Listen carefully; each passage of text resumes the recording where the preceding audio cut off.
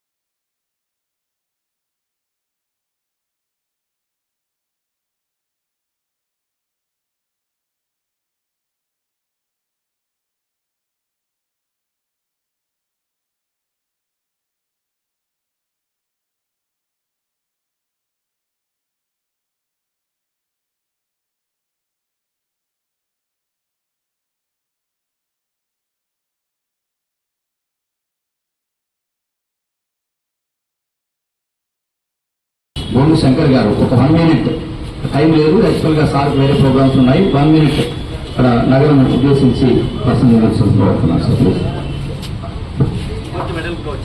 అందరికీ నమస్కారం. ఇక్కడ ఇచ్చేసిన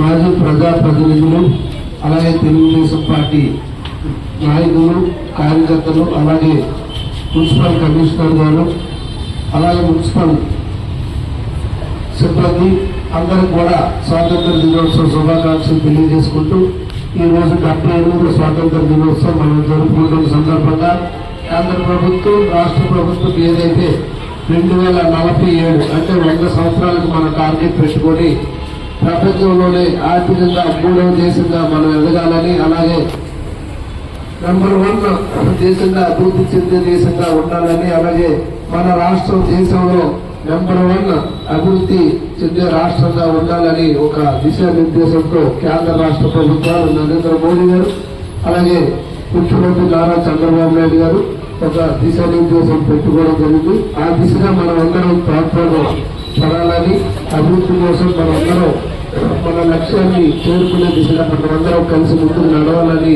ఈ సందర్భంగా నేను పిలుపునిస్తూ, ఏదైతే స్వాతంత్రం కోసం స్వాతంత్ర సమరయోధులు అసూలు వారి మనకందరికీ ప్రాణత్యాగం చేసి ఈ రోజు ఈ స్వాతంత్రం తీసుకొచ్చారు.